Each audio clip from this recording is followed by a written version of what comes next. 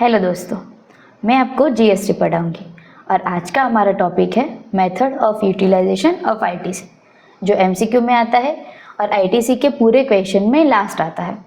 जो अच्छे से हो जाएगा तो पूरे मार्क्स मिलते हैं।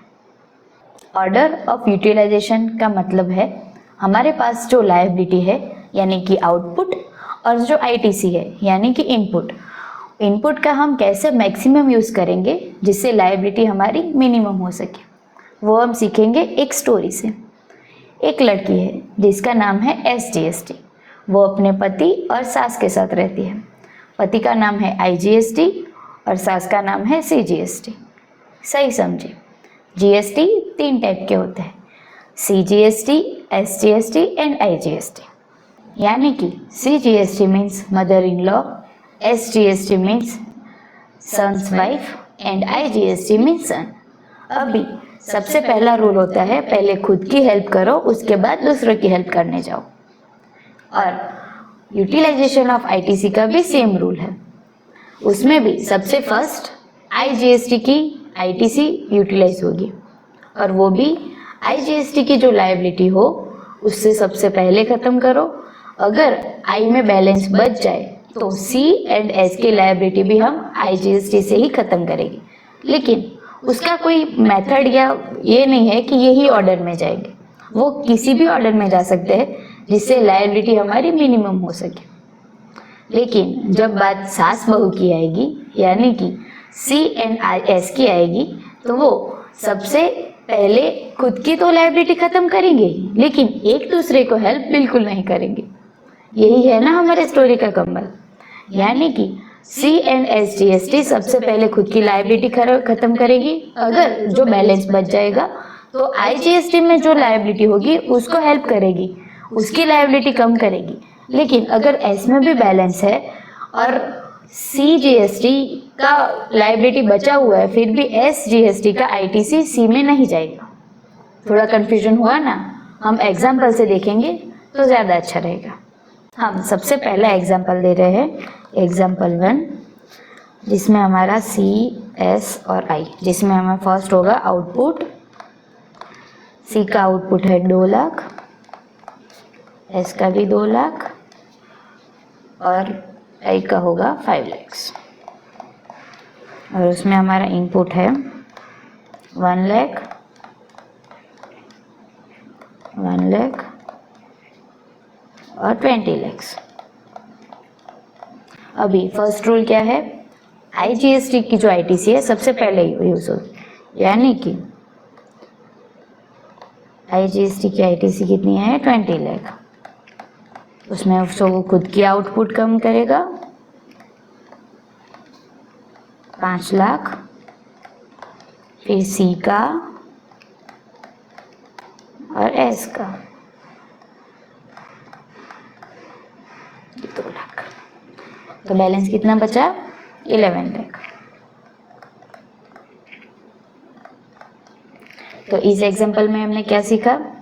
अगर आईटीसी का बैलेंस आईजीएसटी का है तो उससे ही सारा का सारा लायबिलिटी पे होगा। ठीक है, अभी हम दूसरा एग्जांपल लेते हैं।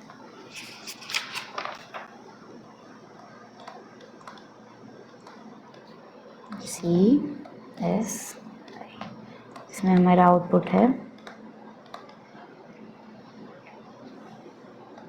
11,15,000, 2,25,000 और आई का है 5 लाख। और इसका इनपुट हम रखेंगे, चलो ऐसे करते हैं, इसका 2 लाख है, इसका 1,25,000 है और इसका 7 लाख। अभी फर्स्ट रूल तो वही है कि आईजीएसटी का होगा, तो आईजीएसटी का है 7 लाख, ये 7 लाख होगा, ये रहा। उसका सबसे पहले हम खुद की लायबिलिटी यानी कि 5 लाख, बचा कितना? 2 लाख। ठीक है, अभी मैक्सिमम यूटिलाइजेशन करना है, दोनों में से किसी भी की हेल्प कर सकते हैं, लेकिन हम देखेंगे कि सी के पास तो है लेकिन एस के पास नहीं है, तो हम मैक्सिमम एस में यूज़ करेंगे। तो एस का हम करेंगे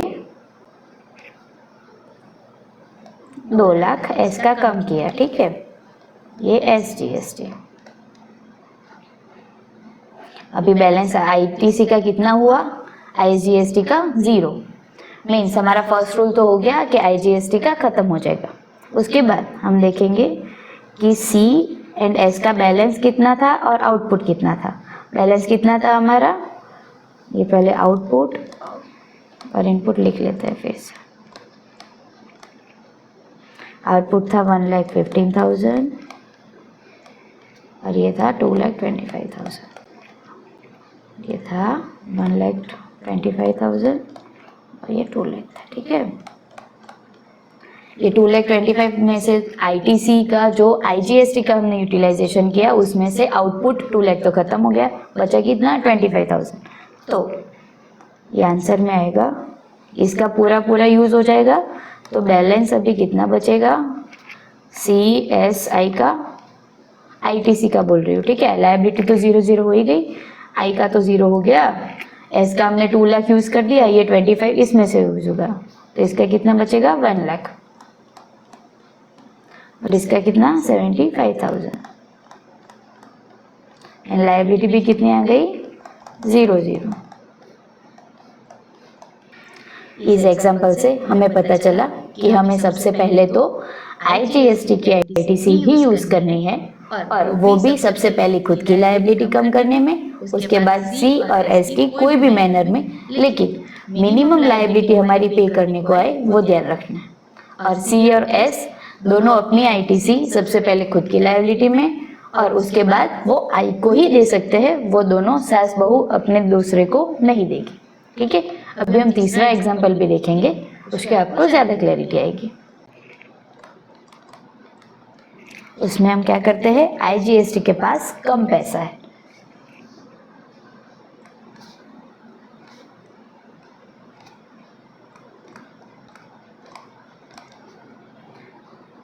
$3 लाख, इसका 3 लाख, इसका 5 लाख। अभी हम इनपुट रखते हैं 4 लाख, 4 और इसका भी 4। अभी फर्स्ट स्टार्ट करेंगे आईजीएसटी से, वो खुद का यूज करने के बाद भी आईजीएसटी में क्या रहा 1 लाख का लायबिलिटी अभी बचा है, ठीक है, कोई बात नहीं। हम फिर सी से जाएंगे, सी में ये क्या है लायबिलिटी बचा है हमारा, ये 1 लाख बैलेंस बच गया, वो खुद का, ये भी खुद का पहले यूज करेंगे। अभी देखो आईसीआई का एक हिडन रूल है, मैं आपको बताती हूँ। सबसे पहले माँ ही अपनी बेटे की हेल्प करेंगे, यानी कि सीजीएसटी का ही बैलेंस आईजीएसटी में होगा। ऐसा कुछ रिटर्न रूल नहीं है, लेकिन आईसीआई ऐसे ही अपने क्वेश्चन सॉल्व करता है। सो हम देखेंगे कि सबसे पहले जो ये सी के 1 लाख है ना, वही यूज होंगे, यानी कि अभी बैलेंस बचेगा लास्ट में आईटीसी का, सी का 0, एस का 1 लाख और आई का भी 0। सो इसमें पता चला ना कि आईजीएसटी के पास जब बैलेंस खत्म हो जाए तो सी और एस दोनों आईजीएसटी को हेल्प करेंगे, लेकिन तभी जब भी खुद की लायबिलिटी कम हो जाए। अब हम लास्ट एग्जांपल देखते हैं जिसमें सी और एस दोनों एक दूसरे को पैसा नहीं दे सकते, ठीक है। Example number 4, C S and I, उसकी आउटपुट है 2 लाख, 1,50,000, इसका रखता है 2,50,000। इनपुट है 3 लाख, 50,000, 2,25,000, ठीक है। अभी फर्स्ट रूल क्या है, आईजीएसटी का ख़त्म करेंगे, लेकिन उसके बाद भी इसकी 25,000 की लायबिलिटी तो है, इसका भी ख़त्म करेंगे, लेकिन इसकी भी 1 लाख की लायबिलिटी है। और अभी सास के पास यानी CGST के पास है 1 लाख।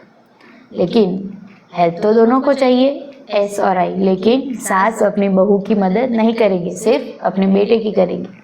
तो ये 1 लाख यूज़ होगा इसमें, ये 25,000 यूज़ हो जाएगा। इसकी लायबिलिटी 0, इसकी लायबिलिटी 1 लाख और इसकी लायबिलिटी तो 0 है। और बैलेंस क्या बचेगा? बैलेंस है 75,000। इसका तो 0 ही है, इसका तो 0 ही है। यानी कि CGST में बैलेंस भी हो सकता है और उसके बाद भी SGST का पेमेंट आ सकता है, या उल्टा भी हो सकता है। तो दोस्तों, पता चला कैसे होता है यूटिलाइजेशन। अभी summary, 3 topics main. First, IGST का सबसे पहले यूटिलाइजेशन होगा, वो भी सबसे पहले खुद की ऐप, उसके बाद C और S इन एनी मैनर, लेकिन लायबिलिटी मिनिमम होनी चाहिए। सेकेंड रूल, C और S सास बहू एक दूसरे को कभी हेल्प नहीं करेंगे। थर्ड रूल, C और S सबसे पहले खुद की हेल्प करेंगे, उसके बाद I की, लेकिन हिडन वाला रूल, CGST सबसे पहले IGST की हेल्प करेगी, उसके बाद S का नंबर आएगा। ठीक है? अगर इससे रिलेटेड आपको कोई भी क्वेरी या क्वेश्चन हो तो आप कमेंट सेक्शन में लिख सकते हैं। Okay, thank you, bye bye.